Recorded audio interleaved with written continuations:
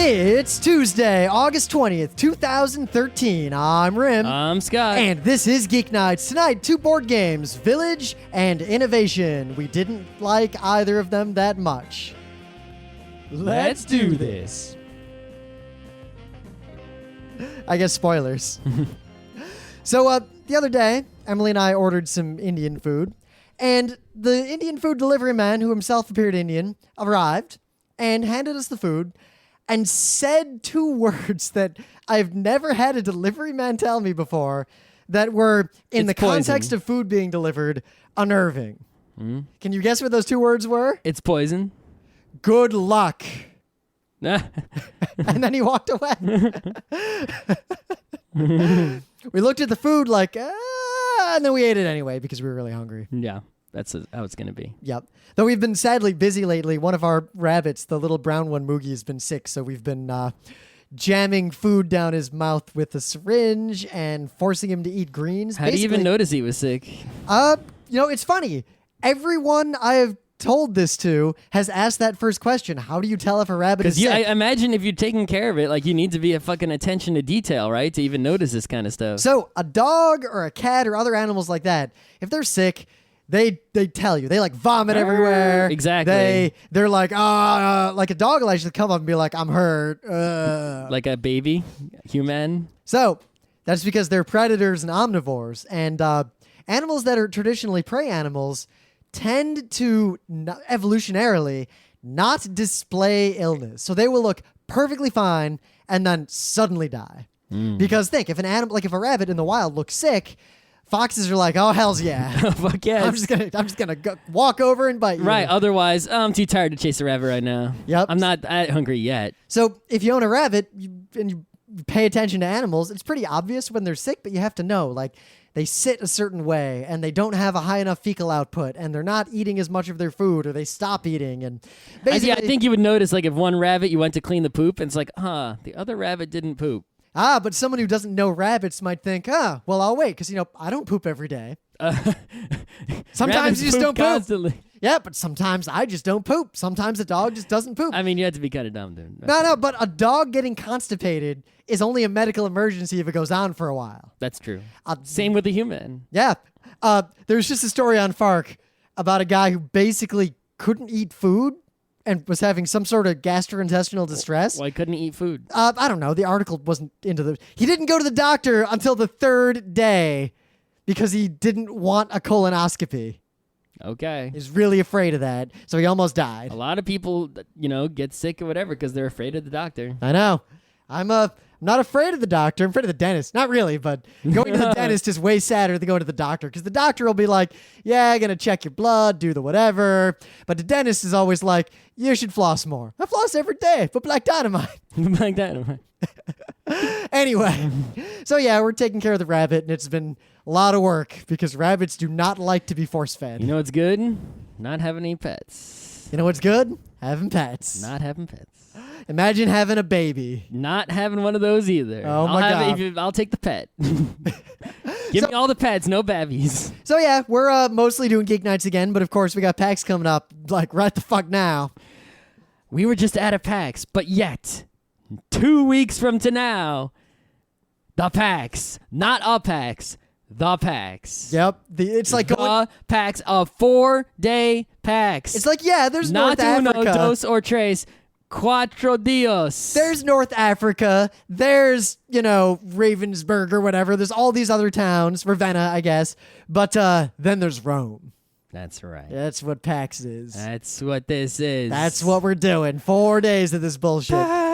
Which means after the next round of Geek Nights disruptions, we will probably be fairly undisrupted until MagFest. Until holidays. Yeah, holidays and MagFest is a holiday. It sure is. The New Year holiday. Ring in the New Year with alcohol. Everyone does that. I believe you mean in the New Year. What? I feel like as it's New Year's, it's like 2014. I think that's what we're going to do at the New Year's party because the entire New Year's party is just going from New Year's to MagFest. How could you not?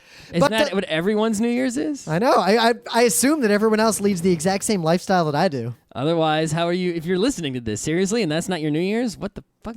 I don't know. We have a lot of listeners who play MOBAs, so. So I've been playing a game. A lot of our friends play it. A lot of you play it. And a lot of people for many years have tried to tell me. So there's no more Advance Wars games. But Rim, you should play some Fire Emblem. They're almost the same. It You'd is probably really a like it. turn-based strategy game. Yeah, now with a square grid, just like Advance Wars. I used to say, yeah, whatever. I played Crystal Warriors on the Game Gear. I don't need to play another game like that. And people would say, you played but Final Fantasy Tactics Advance. Yeah, but and despite your complaints, you did play it a lot.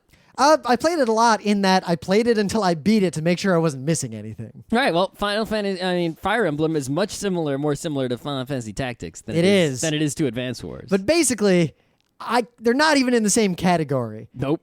Fire Emblem is literally just Crystal Warriors on the Game Gear, which came out pretty contemporarily to the original Fire Emblem. Remember, Fire Emblem's pretty old, right? Yeah, like Crystal Warriors was basically a Fire Emblem clone. They came out at about the same time. Maybe in Japan they were directly competing the same way that Duke Nukem 3D and Quake were competing. They appear, in fact, to have been doing just that. Maybe we should research that shit. But I did, and I've been researching it more because I want to talk about Crystal Warriors. But Advance Wars predates both those fuckers. The problem is, when I say, oh, that's just Crystal Warriors, people don't say, nuh-uh. They say, what's Crystal Warriors? That's right. Oh, a game on the Game Gear. What's a Game Gear? Game put out by Sega. What's Sega?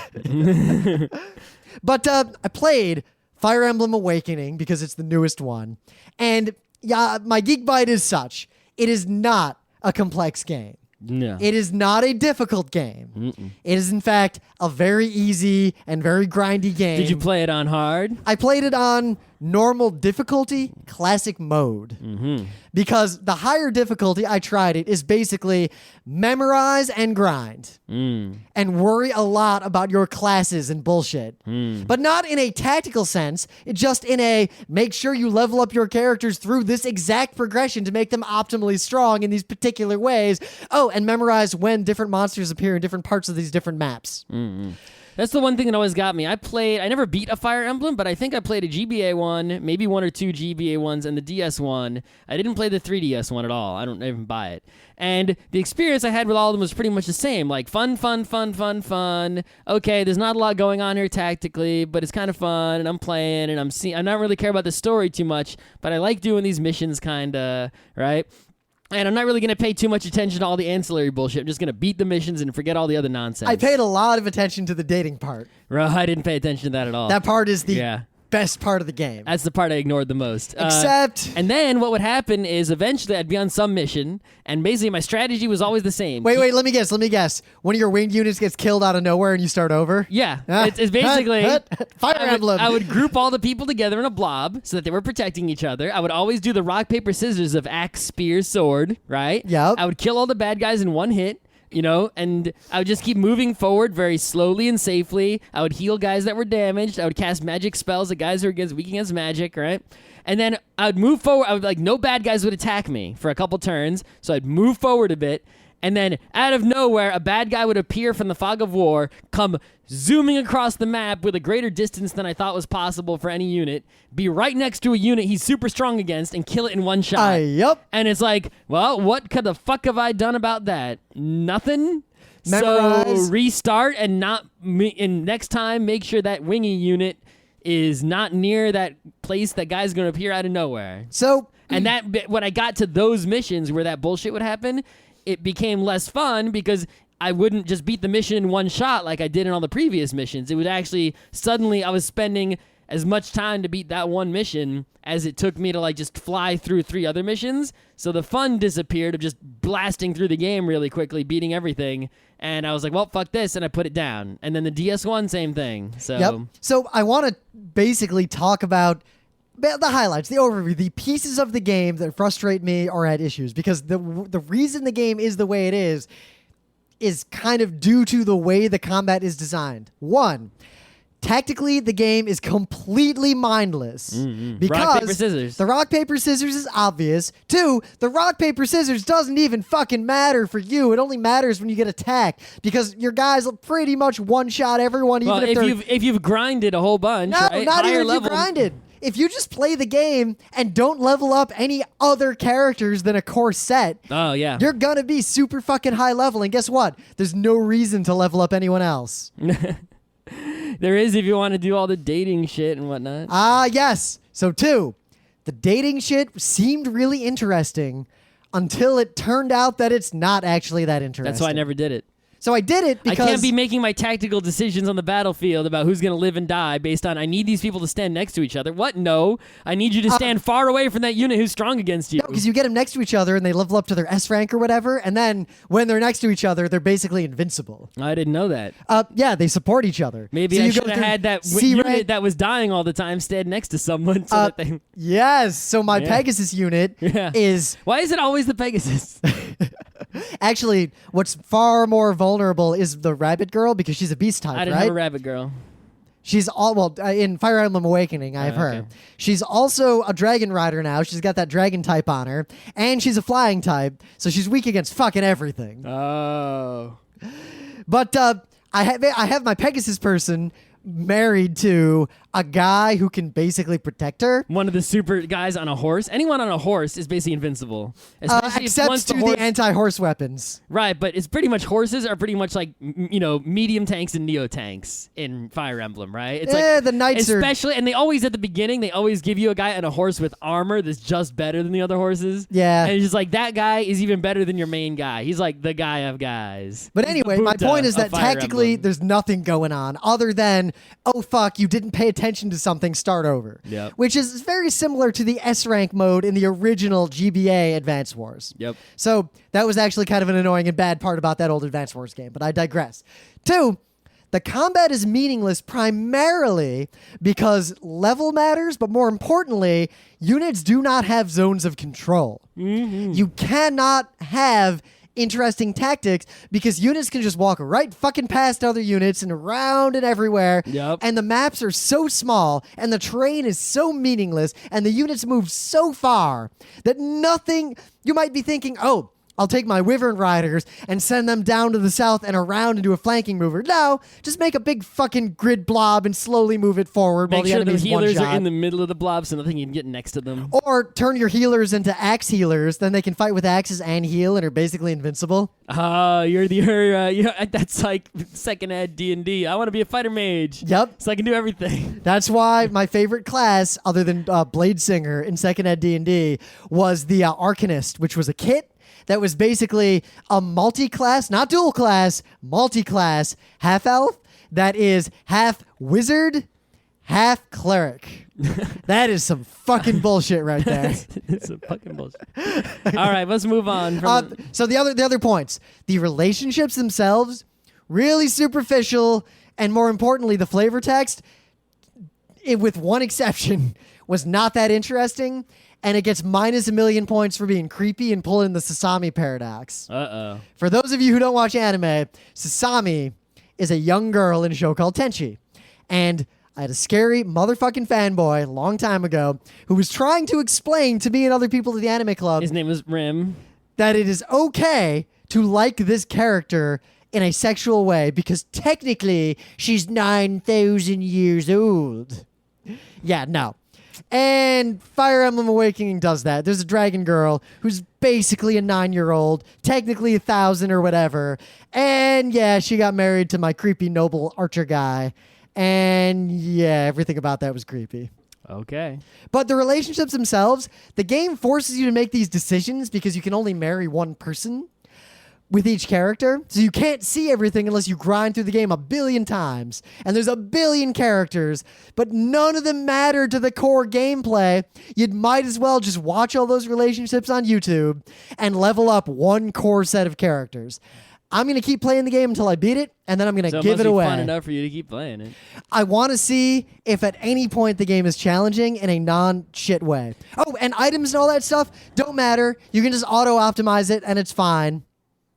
Unless you At play least on normal difficulty. Yeah, and if you play it on the ludicrous difficulty, then it's just super tedious and still not interesting. It's just micromanaging but not interesting. Okay, so here's the news, right? So, we love the Steam, and people be hating on Origin, which is EA trying to compete with Steam, and because it's kind of shitty. Yeah, it is. But Origin, whoever's at EA, I think, is trying to make a comeback. They did this Humble Origin bundle thing, where you would buy all these games in a bundle for, just like Humble Bundle price, right?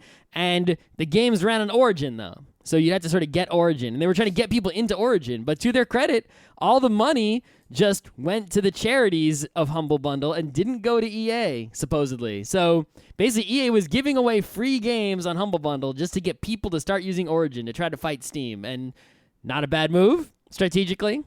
Now they're doing another move, and this is real news. They are offering, quote, an Origin Great Game Guarantee.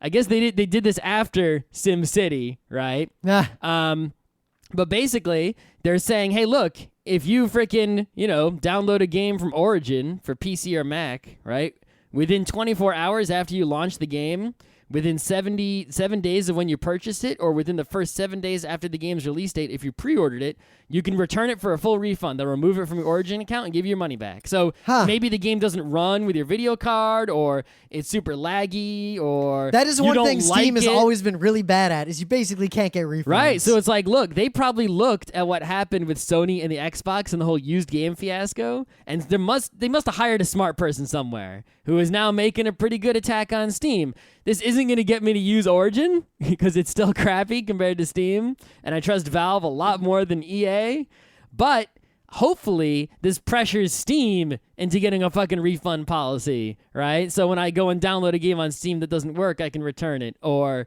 such and such. Well, we'll see. But the thing I've noticed about this, though, right, is that I think EA is only doing it for EA games on Origin, right? So as opposed to, say, Valve, which most of the games you would want to return would not be the Valve games. Yeah. They would be the other people's games, and it's much harder, if Valve pays some company, right, because you bought their game, and then you return it, and then, right, it's kind of... You get into weird areas with that kind of situation. Yeah, but Steam could easily cover that just by having a fairly draconian policy for the developers where they're we forced. don't pay you, and we don't give you the money from all the people who bought your game for 7 days during the return window. There would be ways to do that. The thing is, Steam, actually, I hate to say this, they have enough goodwill, Valve does, from the gaming community to where they don't need to make overtures like that. It's also true. Which is good for them. Not great for gaming. I wish there was a viable competitor for Steam just to force them to do cool things that they don't have to do. But you know what? If I was making a game today, right, if it didn't cost me anything to put it on Origin and Steam, why not put it on Origin? Right? Unless, if I were Origin, I actually would not want you to put it on both. Well, you'd have to pay me to be an exclusive, and even then I probably would say no, but you wouldn't want me to not have my game on Origin at all if I was willing to put it there. Yeah. Right? And it's like, sure, I'll put it there. Right? It's like, that will just help it compete with Steam, right? I would be basically not doing it to sell more copies of my game, although that might happen. I would be doing it simply to make Origin more viable, to pressure Steam so I could get a better deal on the Steam that I cared about.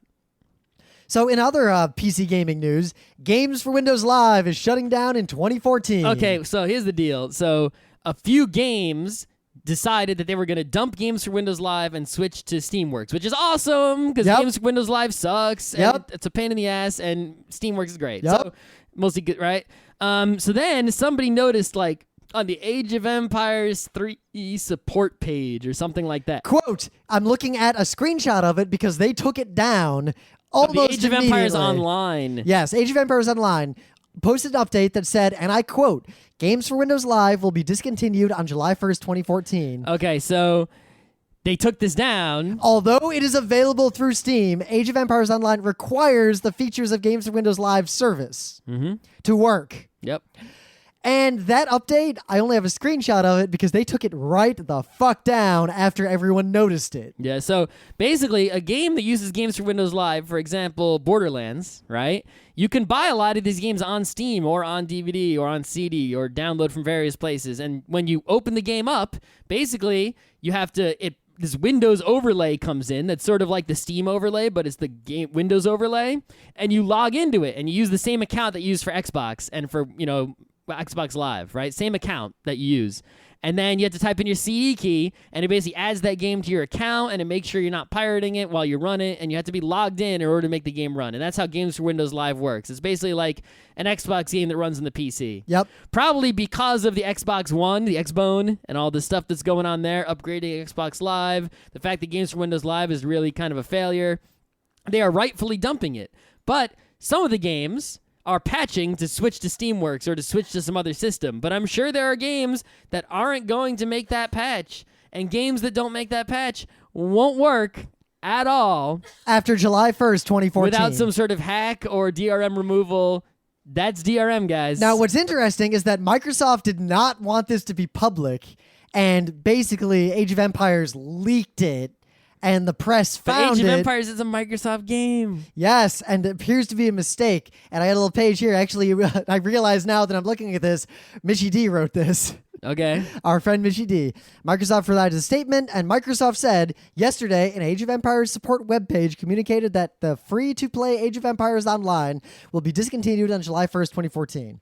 We believe in Windows/PC gaming and have long-term plans to grow our support. We expect there to be transitions as we build out new investments, but we remain committed to bringing first blah, blah, blah, blah, blah, blah, blah. Basically... Why do you word it in corporate speak? I'm going to tell you why. Just said you're turning it off. Why don't you just say, yeah, we're turning it off? Yes, they just said... We're shutting it down, and we're mad that you found out about it. Because if they weren't shutting it down, you know what they would have said? Speak? Just put in plain English. You know what they would have said? Nope, we're not shutting it down. So, yeah, we'll watch this. But another reason why I don't trust anything but Steamworks or nothing. I mean, Steam has the same issue. If Steam disappeared, say goodbye to all your games, right? Yep, the only reason I trust Steam and Valve a little bit more... I just trust the company. It's I still trust the same them. horrible DRMs. Don't fool yourself. I think I have a 10% chance, if Valve went under, of still being able to play my games. I think I have a... Steam in perpetual offline mode. I think I have a 1% chance of Windows Live stuff working. No. And a negative % chance of EA stuff working. Yeah.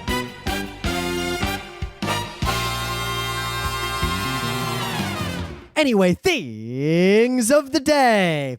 So...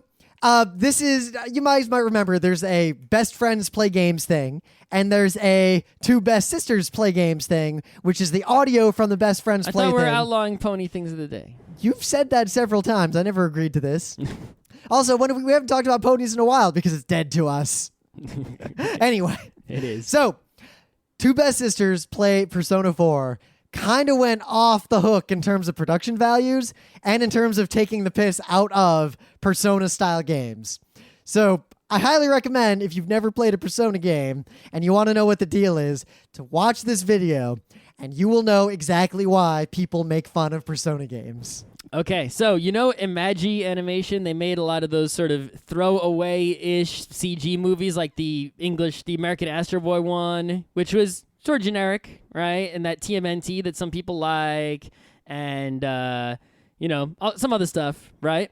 Yeah, not really. They're not really on the same level as the Pixar's and the DreamWorks, right? They wanted to make a Legend of Zelda movie, but they didn't. But basically, the preview sort of sample that they made in 2007 is on YouTube. Oh, shit. So you can check that shit out. This could have been a theatrical CG Legend of Zelda movie, but it wasn't, thankfully. I was about to ask, so Scott, should the movie have come out? And I think you've answered our question. You should still watch this because it's only 1 minute and 25 seconds of your time. I think it's kind of like... I mean, if you're a nerd... How could you not watch this? You know, it's kind of like how when I was a kid, I had this memory of seeing a Zelda cartoon that I couldn't explain. Excuse me, No, that cartoon I watched is that awful. No, I watched that cartoon. I'm talking about the Philips CDI games. Oh. I saw them in a store. I didn't realize they were a game. And then I had these memories that no one could corroborate. I could not tell if I made it up or if it was real, and it wasn't until many years later that I learned about the Philips CGI game. In the meta moment, the book club book is Stasiland, increasingly relevant as the NSA stuff continues to explode in a way that no one cares about. You should probably care a little bit. If Geeknights sounds a little bit weird, our mixer of many years has finally started to give up the ghost. I haven't quite fixed it yet. Ooh, it's floating around right now. Ooh, spooky ghost. I'm looking into replacing it. Is that audition still working? It's working fine. But we're bypassing the compressor and all my business and recording raw and live. Uh-oh. So, yeah, a couple of clips and bits as I get that sorted out because I haven't had time to go through all the knobbly bits.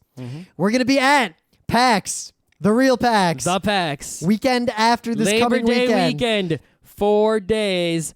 Oh, shit, it is on. We're doing just one panel on the Monday. Monday in the Wolfman Theater. We're doing a panel entitled Bad Games. You know, since this is a 4-day PAX, there's going to be a lot going on there besides our panel, which is a Monday panel. Kind of weird, right? Well, so this is the first Monday PAX. I just want to open up my guidebook here and go to the My Schedule section and read to you my schedule, right, for PAX. Okay. 10:30 on Friday. Story time with Peter Molyneux. I'm excited about that. Yeah, another top name game making Wait, guy. I'm going to make a prediction. That's the Fable guy, right? I'm going to make a prediction. I don't hate it, but I don't like it. He is going to talk about how Star Wars inspired him. Hopefully he'll talk about Black and White. To go on and make games. Not you too, Tribes too. All right, followed by The Hustle. Saturday. I actually want to go to a panel on Saturday. Whoa, what the fuck? At panel? I might have to wait in line for this fucker, right? 4:30 p.m., Keiji Inafune from 8-Bit to Next Gen and Beyond. This is basically the dude who made Mega Man and then quit Capcom because they were fools. And he's going to do a panel from 4:30 to 5:30, basically spilling all the beans on all that shit. And it's also the guy who made Mega Man. So how can I not go to that? Nah, not bad. Sunday, 11 a.m., Android Netrunner tournament. Winner gets a PAX medal. Oh, all right. Sunday, 12 p.m., Mario Tennis Open Tournament until 2 p.m. Oh, that's the one on the 3DS, right? I think it might be. Want to practice and both enter it? I don't know if it has whatever, but no, we'll just play against each other. It's going to overlap the Netrunner tournament. Oh. Sunday, 3:30 p.m., Strip Search Reunion Super Panel, if you like Strip Search, right? It's Monday, us. Monday, 1 p.m. until 3 p.m., Tournament Saturn Bomberman. And when was the last time you played Saturn Bomberman? I've only played Saturn Bomberman once. They had it set up at that UberCon. Oh, really? In fact, they had it set up at the other UberCons I went to before you went to UberCon. Whoa. Anyway, Monday, 5:30, Omegathon final round. We're 4-day Omegathon. 4-day Omegathon. Scott, Monday, noon, our panel, Bad Games. You have to show up to that. Oh. What? I can't go play Saturn Bomberman? Listen, guys, if you know who we are, you should go play Saturn Bomberman. Let the people who don't know who we are come to the panel. Yeah, we'll video it, and as many of you complained about, not put the whole thing on YouTube and just put a bunch of clips up. That's all Rim doing that. That is all me doing that. I got nothing to do with that. I would just put the whole panel up. It's a pain in the ass to put the whole panel up. I didn't say it wasn't. Yeah. But we're doing one other thing. We're actually doing something on Thursday. Oh. So there is an event. Myself, Scott, and Emily, you may know her from previous episodes of Geeknights and Muse Games, are going to an event that is not run by PAX or Penny Arcade. It's just ahead of time. It is basically the Pre-PAX Sky High Tabletop benefit. Right, so we have thought in many years, look, everyone loves to play tabletop games before and after PAX in hotel lobbies, except for PAX Aus for some reason, right? So, but their tables there, A, suck, and B, are always completely jam-packed with people. You can't get a table. If you could get a table, it'd be a shitty table. Why don't we rent a hotel ballroom Thursday night or Monday, well now Monday night, right, instead of Sunday morning, Monday morning. And that way, before and after PAX, when PAX is closed, everyone can go to those places and play games, right, with comfortable tables and plenty of space. And that was an idea we had going around. Let's get sponsors. Let's do this. Well, someone was one step smarter than us and is like, hey, if we make it a charity event, it's actually feasible to make it happen. And it's like, oh, I wish I would have thought of that. So these guys, what is it called? What's the name of the thing again? Pre-PAX Sky High Tabletop Play benefiting Food Lifeline. Mm-hmm. So, yeah. Someone else did this thing, and I think it's Dog Sled Events is the people who did it. It's in the tallest building in Seattle. Which I haven't been in. At a very high floor. It's kind of like the Rainbow Room. It's like a private club, lounge, gaming area. Right, but they rented it out. So we bought tickets to this, and we're going to freaking run games there and shit, whether it be tabletop RPG or board or Netrunner. We might have some announcements. We might be doing some special things at it, but we're going to be there as VIPs. The money pretty much all goes to charity, and it's basically an extra day of PAX gaming in a swanky place. Yeah, I think it's from 7 to midnight. So it's 7 to 2 a.m. Yeah, so it's basically PAX this year is only going to midnight, not 2 a.m. So I think really it's like kick off PAX with a PAX's worth of tabletop gaming? Yep. Sign me the fuck In a up. private lounge with a cash bar and only cool people. And dinner. It covers. So I was going to spend how much money on dinner, that night anyway, right? I was going to be in Seattle buying dinner anyway. So now I'm buying the dinner and getting a table and giving all that dinner money to charity anyway is a great deal. Now, if you want to go to it, buy tickets right the fuck now, because general admission, the early bird cheapie, and the sort of tier 1 are sold out. Oh, when I last looked, the tier 1 was not sold out. So already this thing is filling up. Yes. So there are $45 tickets left for tier 2, which is the same as tier 1, just more expensive. The money all goes to charity, so whatever. It's a good charity, too. It's like a highly rated charity that gives money to like homeless people, food to homeless people and starving people in the Seattle area. But seriously, if you want to go to this one, me, Scott, and Emily will be there. If no one else is there, you'll play games with us. And except tier 1 and tier 2 sold out, so yeah, there'll be people there. We will hang out with you and play some games. This is probably the only chance you'll have to see us for any length of time. Well, at it is a PAX. 4-day PAX. You might have better chances than any other PAX. Maybe, but at the same time, we'll see how much we're doing. We pop around a lot. Yeah. We'll be in one place for a long period of time with guaranteed tables. True. And if you're a VIP, you get a plated dinner instead of the buffet. Whoa. Oh, yeah. Snap. Okay, so we've been going to PAX for many years, and there's always those certain games you see about, and you see them constantly, but you don't play them for whatever reason. Yep, like Shea Geek, not gonna play. Munchkin, not gonna play. Well, I've played Munchkin, but I haven't, Not I gonna only play it played Shea again. Geek once, right? Not gonna play it at a PAX. Innovation is a game I saw constantly. I saw it everywhere. I've seen it not just at PAX, but at board game nights. I just kept seeing the same box over and over and over again. So Asmodee Games, who publishes that as well as We Didn't Playtest This series, right, had a super sale. Buy direct from them, huge discount. So I went to their website to check out the sale, and I bought the full We Didn't Playtest This series just because it was so cheap. And it included We Didn't Playtest This Legacies, which is right on the cards like Risk Legacy. We're going to bust that at PAX so hard. Oh, yeah, we are. I think we should make it PAX only. Yes, we play it. it at PAXs. Maybe PAXs Yup. and MagFests. Yep. Anyway, and I bought the full set of Innovation, all the original and both expansions, because, again, so cheap. And I was like, well, I've seen that game everywhere. I should play it. So we started off with without even opening expansions, just playing that first box, and we still haven't opened the expansions. So we're going to review this game, but it's more like an overview. Yeah, we haven't even completed one full game of Innovation. We played like a third of one game of it. And, we play a lot of games, and it used to be a time when we would force ourselves to play every game. Yeah, and it's like, if you want to say you guys are discussing this game and judging it, having only played it a third of a session and not even finishing it once, not even seeing all the cards, perfectly accurate statement by you. Yes. Pin that on us. However, I've played a lot of games in my time. I have. And I can judge a game pretty quickly, just like I can judge a book in the first chapter. it is rare that I have played a game where my initial impression was not the correct one. I have played many games where I doubted my initial impression, like Twilight Struggle. I kept trying to play it. Like, there's got to be something to this. Everyone says this game is so great. Maybe we should play it again. Yeah, every time we've said that, it's ended in misery. Well, maybe we should play it again. It's still Board Game Geek number 1. Yeah, because Board Game Geek's ranking system is kind of broken. Is tilted toward the grognards. Okay, so continue. So, Innovation, I have no desire to ever play this game again. I think it's kind of a bad game.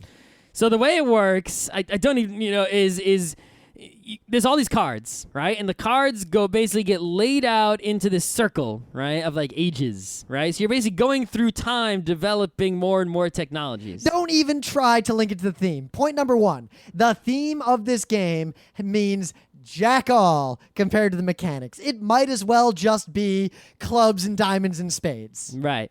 So basically you can get cards in the different colors, and when you play a card, right, it goes onto the top of the stack of that color, right? And each card has these symbols visible.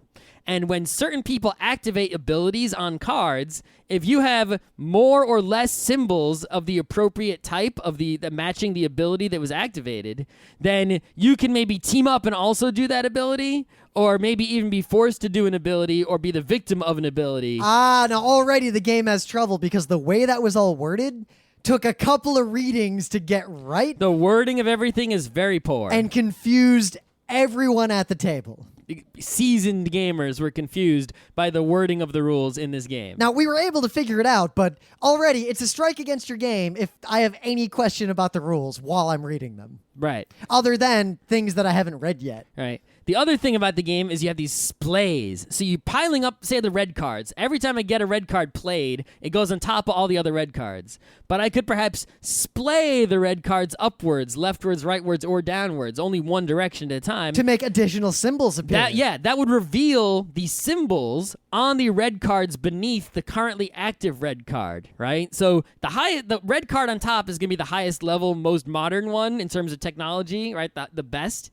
But below it are many other ones, and making those symbols appear on the red cards below that top one will greatly increase the likelihood of me not being the victim of abilities activated by other people, and also being able to make other people the victim of abilities I activate, and also being able to team up and take advantage of abilities other people intentionally activate. Like, oh, you're doing something? I'll get in on that. Look how many symbols I have that match that. Yeah, I'm doing that too. So the problem with all of this is that these mechanics are not intuitive, don't analogize to anything at all in the real world or anything even close to the theme, and they're all so varied. And there's so much text of all this crazy bullshit and so many cards and so many bonuses. And there's these bonuses and that this get is triggered. the not expanded version. There are these bonuses that get triggered either like of the two expansions. Like if all these conditions are true, then don't forget to take the bonus card that you earned. Yeah, how can you remember all those fucking possible conditions? Like every time someone takes a turn, you have to fucking check all these things to see if you got one of the bonuses. It is literally not worth playing the game unless you have read every single card in the deck and remember them all. Yep. And, it's like in most card games, you sort of have things that go together. In board games even, things that go together. Like, we played Sulkin at PAX Aus, and it's like, oh, you can go the Crystal Skull route. All these things sort of go together. Oh, the food, all these things go together. In Innovation, it didn't seem like anything went together. Like, every card had basically these random abilities, some of which would seem beneficial, but you couldn't find any way to combo anything because, like, what came up was so random. And it's like, Rim played this card that was like, oh, draw until there's no castles. And Scott got to do it before me. I had more castles, or I had more symbols basically already out. I think it was the castle symbol. So I also got to do the ability, and I got to do it first. So basically, I drew, Rim activated this thing, but I basically got lucky, and it was just tons of castles, and I had all these free cards, and I was able to score all of them. And Rim drew the first card, and it was like, no castle. It's like, well, what the fuck? Yep. That was random bullshit.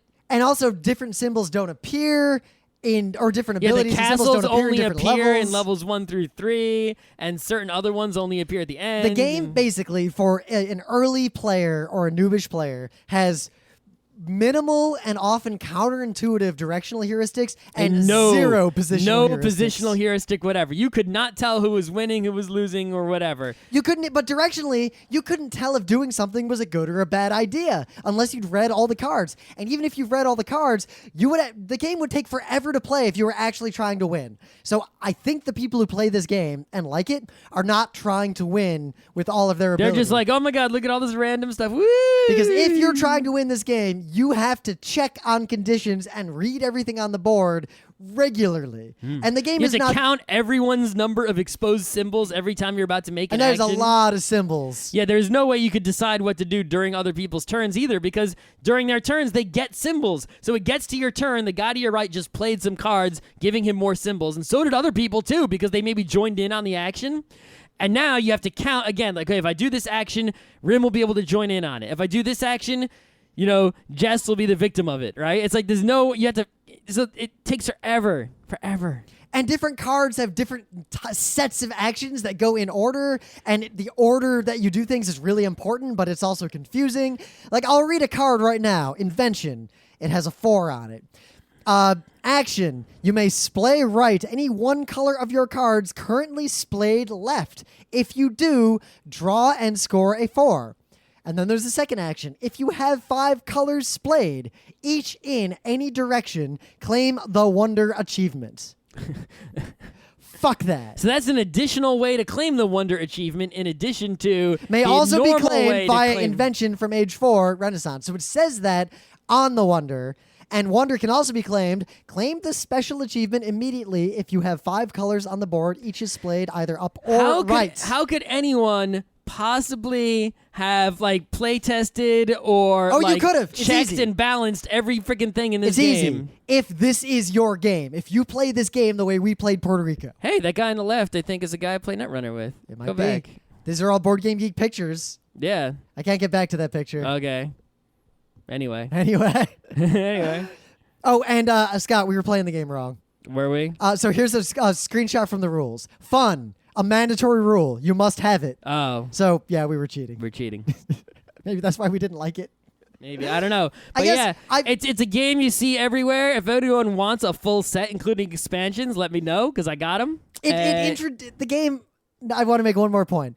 It introduces a ton of its own terminology, which further makes the game difficult for a noob to play. Because noobs can play games like Seven Wonders because they usually understand what a draft is. They understand what draw a card is. But this game doesn't use words like draw. It uses words like splay. Yeah. What the fuck is a splay? And the terminology doesn't really fit what the you're instruction doing. manual has a glossary in it. Yes.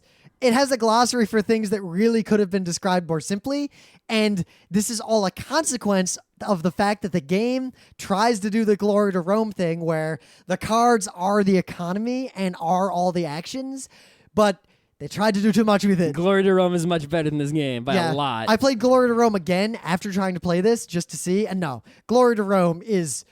it does a lot of the same kinds of things, but so much more elegantly. And here's the thing... even though the games may not be similar mechanically, right? Even though they're similar physically, they fill the same niche as what you need in your board gaming library. A moderately complex, mid-length, small package. There's card no game, way right? this game is mid-length if you're trying to win. That's true. But I'm just saying, can you imagine it fills playing the this? same niche in a board gamer's library of owned games. So if you have Glory to Rome, or I guess Uchronia is right, you don't need this. Can you imagine playing this game with someone who doesn't take their turn? Yeah, I imagine stabbing. So I'm going to say don't bother with innovation. If you like it, I'd really like to hear why.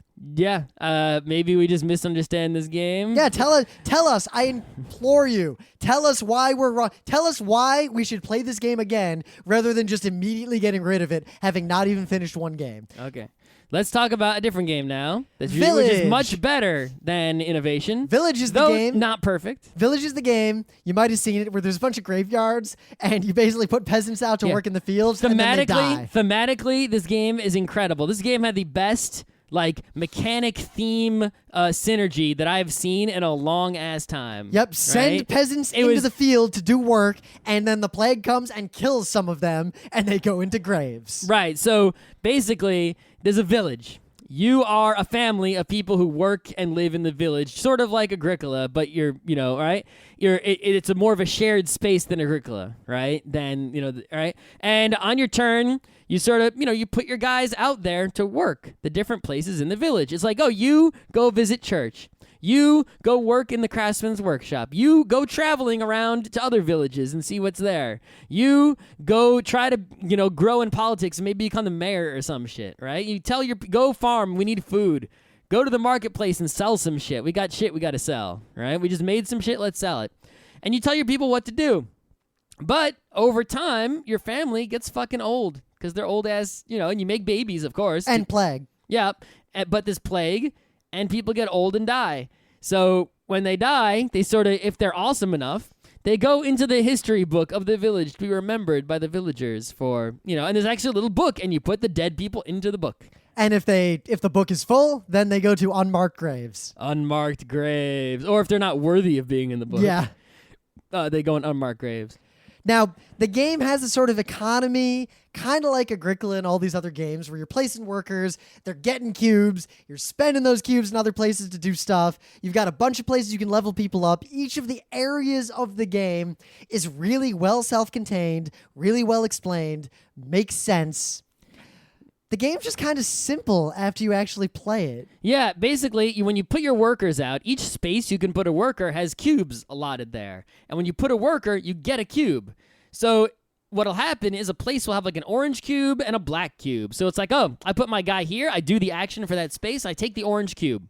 Now only one more person can go there this round. If they go there, they must take the black cube. Black cube's bad. That's which plague. is a bad. It's a plague cube. It's not a useful cube like the orange one. So it's like you sort of have to decide, well, I want a pink cube, but I don't want to do the action where the pink cubes are right now. I want to do the action where the orange cubes are.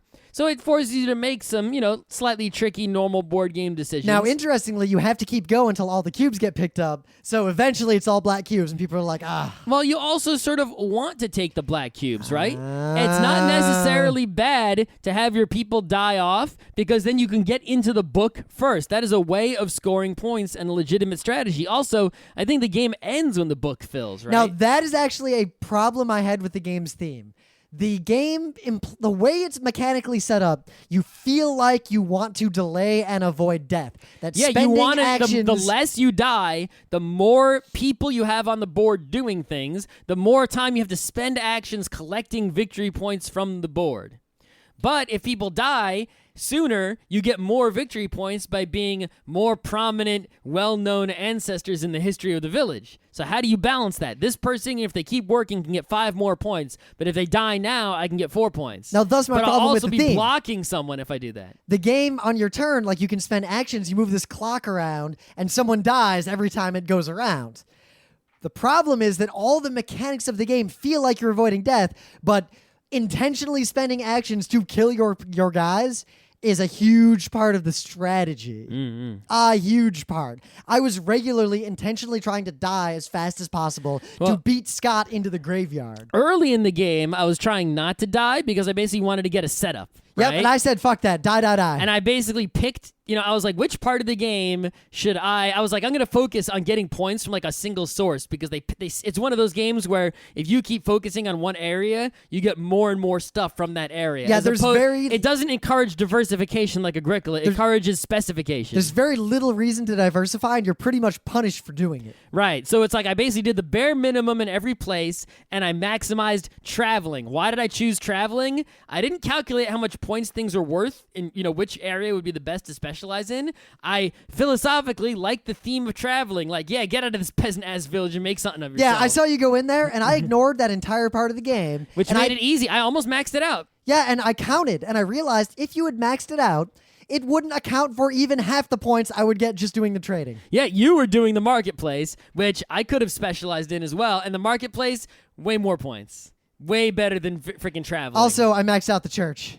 I did some church, You too. tried the church. I did more town hall, also. I ignored the town hall mostly. Town hall was pretty good, actually. But, yeah, if I played it again, I would basically fight for the friggin' workshops and the marketplace and and only do the other shit. Also, keep in mind, the workplace and the workshops and the marketplace sort of grease the wheels of everything else. So if you focus on those, doing the other things becomes a little bit easier. Yep. Like, if you have wagons from doing all that shit, it's just way easier to travel because you have wagons.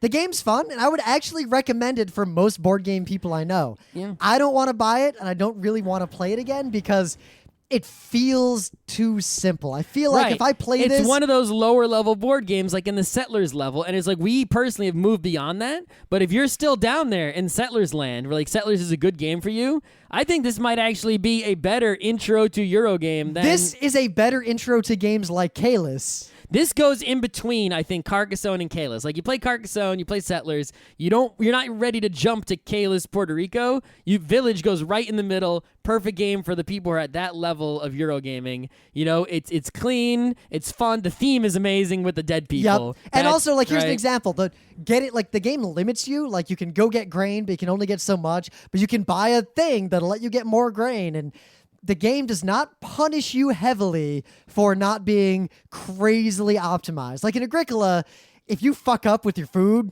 you're fucked. It's true. In this game, fucking up is not nearly as directly bad. Yeah, it's like, what's the worst you can do? Some of your people die sooner. Like a guy who would have been useful, who was maybe a guy who was hanging out in a workshop. He was living there, and he was going to help you produce wagons really fast.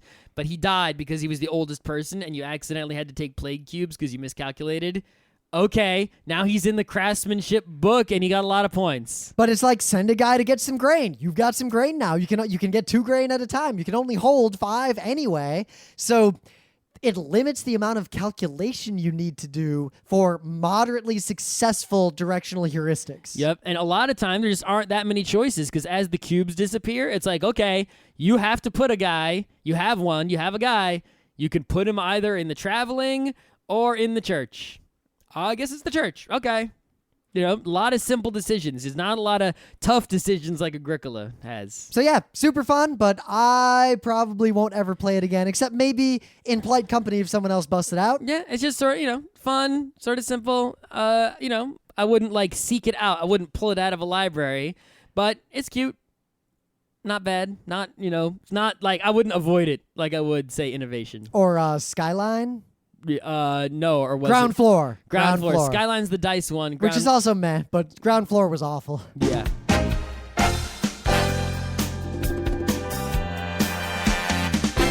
This has been Geeknights with Rim and Scott. Special thanks to DJ Pretzel for the opening music, Kat Lee for web design, and Brando K for the logos. Be sure to visit our website at frontrowcrew.com for show notes, discussion, news, and more. Remember, Geeknights is not one, but 4 different shows. Sci-Tech Mondays, Gaming Tuesdays, Anime Comic Wednesdays, and Indiscriminate Thursdays. Geeknights is distributed under a Creative Commons Attribution 3.0 license. Geeknights is recorded live with no studio and no audience. But unlike those other late shows, it's actually recorded at night.